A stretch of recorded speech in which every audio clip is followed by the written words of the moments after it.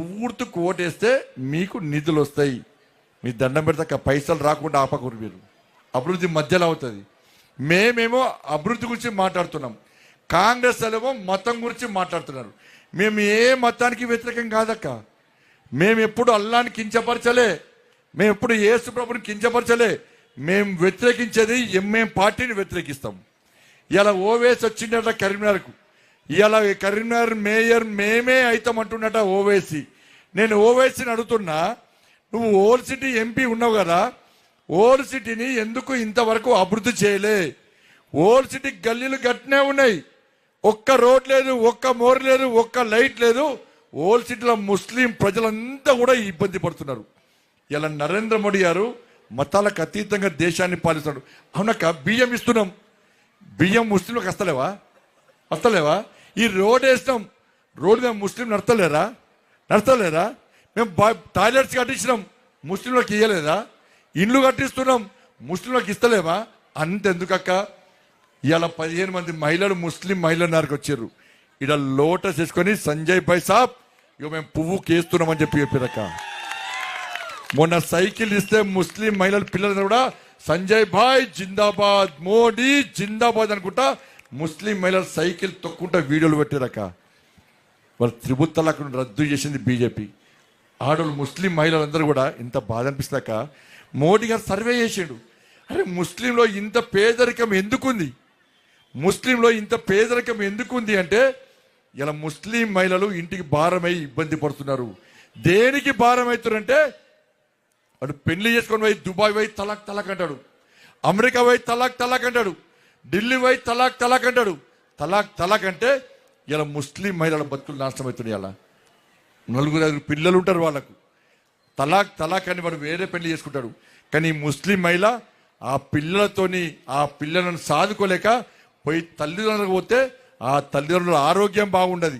ఆ ముస్లిం మహిళ 5 పిల్లలు, తల్లిదండ్రులు, కుటుంబ పోషణ లేక ఇలా బిచ్చ బతికే పరిస్థితి వస్తే ఇలా త్రిపుల్ తలాక్ రద్దు చేసిన వ్యక్తి ఇలా నరేంద్ర మోడీ గారు. కాబట్టే వాళ్ళ నరేంద్ర మోడీ గారిని మా అన్నాన్ని కొలిచేటువంటి వ్యక్తులే ఇలా. నేను ఓవైసీని అడుగుతున్నా, కరీంనగర్ కస్తులు ఓవైసీని అడుగుతున్నా, త్రిపుల్ తలాక్ రద్దును నువ్వు సమర్థిస్తావా, వ్యతిరేకిస్తావా? ముస్లిం మహిళలు బాగుండాలని కోరుకుంటావా? నువ్వు వాళ్ళ బతుకులు నాశనం చేయాలని కోరుకుంటావా? ఇలా ఓవేసీ చెప్పాలి. పన్నా కార్పొరేషన్లో ఎంఐఎం పార్టీ మేయర్ అయితే ఏ ముస్లింకు న్యాయం జరగదు. వాళ్ళు మతం పేరుతోని ఇలా సమాజాన్ని చీల్చే ప్రయత్నం చేస్తారు. ఇలా భారతీయ జనతా పార్టీ కరీంనగర్లో మేయర్ అయితే అభివృద్ధి అన్ని గల్లీలో అభివృద్ధి చేసే అవకాశం మాకు వస్తుంది. ఎగరనీయ కార్పొరేషన్ మీద కరీంనగర్ ప్రజలు ఆలోచించాలి, ముస్లిం మహిళలు ఆలోచించాలి. కరీంనగర్ కార్పొరేషన్ మీద పచ్చ జెండా ఎగరాలన్నా, కాషాయపు జెండా ఎగరాలన్నా ఒక్కసారి కరీంనగర్ సమాజం ఆలోచించాలి. ఇలా మేము అభివృద్ధి గురించి మాట్లాడితే ఇలా ఓవేసీని తీసుకొచ్చి, మొన్న రేవంత్ రెడ్డి వచ్చిండు, ఇలా ఓవేసీ వచ్చిండు, ఇలా ప్రశాంతంగా ఉన్న కరీంనగర్ లో మతం పేరుతో చీల్చే ప్రయత్నం చేస్తే ఇలా మీకు అభివృద్ధి కావన్నా, మతం పేరుతో మారణ హోమం కావన్నా ఇలా కరీంనగర్ ప్రజలు ఆలోచించాల్సిందిగా విజ్ఞప్తి చేస్తున్నా. నేను మతం గురించి మాట్లాడలేదన్నా, ఈ మతం ఆ మతం మాట్లాడలే. నా తాపత్రయం వల్ల ఇలా అభివృద్ధి. ఇలా పర్వేజ్ పోటీ చేస్తున్నాడు, ఫహాద్ పోటీ చేస్తున్నాడు, వాళ్ళు కూడా ముస్లింసే అన్నా. వాళ్ళు ఎలా అందరూ ఒక్కడిగా బాగుండాలని కోరుకొని నాతో పనిచేస్తున్నా. నాతో పాటు వాళ్ళ మీద కేసులు, పర్వేజ్ మీద కేసులు, 10 కేసులు నేను పర్వేజ్ మీద. ఏడ ముస్లిం అన్నా, ఏడ హిందువుత్వం అన్నా. నేను ధర్మం గురించి మాట్లాడితే, అభివృద్ధి గురించి మాట్లాడితే ఇలా ఓవైసీని పట్టుకొచ్చి కాంగ్రెస్ వాళ్ళు మారుతున్నట. కాంగ్రెస్ గెలిచే ఎంఐఎం పార్టీ వాళ్ళ మేయరట. బీఆర్ఎస్ గెలిచే పరిస్థితి లేదు. ఆలోచించండి. అలా ఎంఐఎం పార్టీ గెలిస్తే కరీంనగర్ నిధులు వస్తాయా? ఎంఐఎం పార్టీ గెలిస్తే అభివృద్ధి జరుగుతుందా? ఎంఐఎం పార్టీ గెలిస్తే ఇవాళ సమాజం క్షేమంగా ఉంటుందా? ఎంఐఎం పార్టీ గెలిస్తే ఇవాళ కరీంనగర్ క్షేమంగా ఉంటుందా? ఒక్కసారి ఆలోచించండి. ఈ 2-3 ఎంఐఎం పార్టీ కార్పొరేటర్లు గెలిస్తేనే ఇలా ముస్లింలలో ఉన్నటువంటి పేదలను ఇబ్బంది పెట్టే ప్రయత్నం చేసిరన్న. ఏ ముస్లింలకు పెన్షన్లు ఇవ్వలే, ఏ ముస్లింలకు ఇల్లు ఇవ్వలే. ఇలా ముస్లింల మహిళలకు ఇల్లు ఇవ్వమంటే పైసలు వసూలు చేసారు ఎంఐఎం పార్టీ వాళ్ళు. ఎంఐఎం పార్టీ వాళ్ళు కోటీశ్వరులు, ఓవేసీ కోటీశ్వరుడు అవుతాడు. కరీంనగర్ ఉన్న ముస్లిం మహిళలు బికారిగా అవుతారన్న. ఎక్కడ తెచ్చిన ఎంఏఎం పైసలు? ఓవైసీకి ఇన్ని ఆస్తిపాస్తులు ఎక్కడి అన్నా? ఇలా ముస్లిం పేరు చెప్పి ఆస్తిపాస్తులు పెంచుకుంటుంది తప్ప ఇలా ప్రజల క్షేమం గురించి, ముస్లిం సమాజం క్షేమం గురించి ఓవైసీకి శ్రద్ధ లేదు. కాబట్టి ఇలా ముస్లింస్ అంతా కూడా ఎంఏఎం పార్టీని వ్యతిరేకించి ఇలా భారతీయ జనతా పార్టీ వైపు వస్తున్నారు. కాబట్టే ఇలా కార్పొరేషన్ ఎన్నికలు ఎప్పుడు ఓవైసీ రాలే, ఫస్ట్ టైం ఓవైసీ వచ్చి ఇలా మీటింగ్ పెడుతుండు. రేపు మహారాష్ట్ర నుంచి ఎంఏఎం పార్టీ నాయకుని తీసుకొచ్చి ఇలా మీటింగ్ పెట్టి ఇలా ఇబ్బంది పెట్టే ప్రయత్నం చేస్తున్నారు. కాబట్టి ఇలా కాషాయపు జెండా ఎగిరేయడానికి భారతీయ జనతా పార్టీ సిద్ధంగా ఉంది. కాబట్టి ఆపకుండా, అభివృద్ధి మధ్యలో ఆపకుండా, నిధులు తీసుకురావాలని కసితో ఉన్నామన్నా, ఆతృతతో ఉన్నామక్క. 100 కోట్ల నిధులు తీసుకొచ్చే బాధ్యత నాది.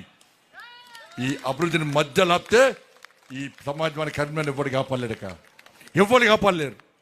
దయచేసి ఓటేయండి, మా అభ్యర్థులు గెలిపించండి. మీ దగ్గర పైసలు లేకపోవచ్చు, కానీ వీళ్ళు గుణవంతులక, వాళ్ళు ధనవంతులు. గుణవంతులకు గెలిపిస్తే మీ దగ్గరకు వస్తారు, ధనవంతులకు గెలిపిస్తే వాళ్ళ దగ్గరకు మీరు పోవాలి. ఇలా నిరంతరం ఇలా సునీలను ప్రతిసారి అన్న పైసలు అవ్వాలి, పైసలు తెప్పి 50 కోట్లు రాగానే ఫస్ట్ సునీలకు లెటర్ వచ్చింది. 50 కోట్లు వచ్చేసినాయి అన్న, మీరు మాట్లాడిన 50 కోట్లు వచ్చేసినాయి అని చెప్పి వెంటనే కమిషనర్ గారితో మాట్లాడి, అందరితో మాట్లాడి ప్రణాళిక తయారు చేసి అభివృద్ధికి ముందుకు వస్తున్నాం. మేము 134 కోట్ల రూపాయలు రాగానే ఏడ పైప్ లైన్లు వేయాలి, ఏడ పైప్ లైన్ లేవు అని చెప్పి ఒక ప్లాన్ తయారు చేసి ఇలా సునీల్ వచ్చాడు. అనుభవం ఉన్న వ్యక్తి ఒక్కడే. గంగుల కమలాకర్కి అనుభవం లేదు. వినోద్ రావు అంటే మీరు తెలియదు, మాకు తెలియదు. అని కలెక్టరేట్ రోడ్ తెలియదు, భగత్ సింగ్ స్టాచ్యూ తెలియదు, గోదాం గడ్డ తెలియదు, పెద్దమ్మ గుడి తెలియదు, కట్టరాంపూర్ తెలియదు, కోతిరాంపూర్ తెలియదు. ఆయన ఈ జిల్లావాడు కాదు, ఈ నగరముడు కాదు, ఈ పార్లమెంటుడు కాదు. ఆయన పక్కనే ఆడ చెల్లని రూపాయి గీడికి వచ్చి సునీల్ రావు గారికి ఏమి తెలియదు అంటే నమ్ముతారా అన్న? దయచేసి వీళ్ళు చెప్పిన మాటలు నమ్మి మోసపోకండి, మోసపూరితమైన మాటలు నమ్మకండి. పైసలు ఇచ్చి ఓట్లు ఎంచుకుందాం వాళ్ళు చూస్తున్నారు. అభివృద్ధి పేరు చెప్పుకొని మేము ముందుకు వస్తాం, మిమ్మల్ని నమ్మి మేము వస్తున్నాం. వాళ్ళు పైసలు నమ్ముకొని వస్తారు. కాబట్టి మీరందరూ గంపగుత్త ఓట్లుగా మారండి. ఇలా భారతీయ జనతా పార్టీ అభ్యర్థులను, ఇలా భారతీయ జనతా పార్టీ పువ్వు గుర్తు మీద ఓటేసి మీరందరూ గెలిపించాల్సిందిగా మీ అందరికీ విజ్ఞప్తి చేస్తున్నా. ఇలా పువ్వు ఏ అమ్మవారి దక్క? ఏ అమ్మవారు? అది గుర్తుంటుంది. పైసలు కదా. ఇలా లక్ష్మి అమ్మవారిది. అక్క మీ ఇంట్లో ఫంక్షన్ అవుతుంది కదా, ఆ ఫంక్షన్కు అయ్యగారు వస్తాడు. అయ్యగారు చేంజ్ చేస్తాడు, ఒక స్వస్తిక్ వేస్తాడు, గోడ మీద రాస్తాడు. గృహప్రవేశమైన, సతనామితమైన ఏదైనా చేస్తాడు, స్వస్తిక్ అని రాస్తాడు. స్వస్తిక్ అంటే ఏందన్నట్టు? శుభం. అవునా కదా? పోయినసారి మీరు ఈవీఎం బట్టలు ఒత్తిర్రు, ఈసారి ఈవీఎం బట్టలు ఉండయి. ఈసారి ఏముంటుంది తెలుసా? స్వస్తిక్ ఇస్తారు, పేపర్ ఇస్తారు, స్వస్తిక్ ఇస్తారు. ఆ స్వస్తిక్ ముద్ర తీసుకపోయి ఏడేయాలి, వేస్తారు కదా, గ్యారంటీ పక్కా వేస్తారు కదా, డౌట్ ఏం లేదు కదా. గట్టి ఎప్పుడు అదిరాక అయ్యో పక్కా. ఏ గుర్తు? మా స్టూడెంట్ చెప్పిండు అన్న, మీటింగ్ ఏం వద్దన్నా, మా వాళ్ళందరూ వారు 1 సైడ్ లెక్కనే ఈ వాడోళ్ళందరూ ఈ డివిజన్లు అన్ని 10 డివిజన్లు మొత్తం కూడా బీజేపీ అంటున్నారంటే, లేదన్నా మా అక్కల, అమ్మల, అన్న, తమ్ముల దర్శనం పక్కా వేసుకుంటా, కొన్ని విషయాలు నాకు తెలిసిన విషయాలు చెప్తా, వాళ్ళ ఆశీర్వాదం తీసుకుంటా అని చెప్పి మీ దగ్గరకు వచ్చిన. ఆలస్యమైన 2 గంటల ఆలస్యమైన మీరు ఇంత పెద్ద సంఖ్యలో ఇక్కడికి వచ్చి మమ్మల్ని ఆశీర్వదించడానికి వచ్చినందుకు మీ అందరికీ 2 చేతులు జోడించి దండాలు పెడుతూ, ఎప్పుడు ఈ విధంగా మాకు అండగా ఉండండి, మేము మీకు అండగా ఉండి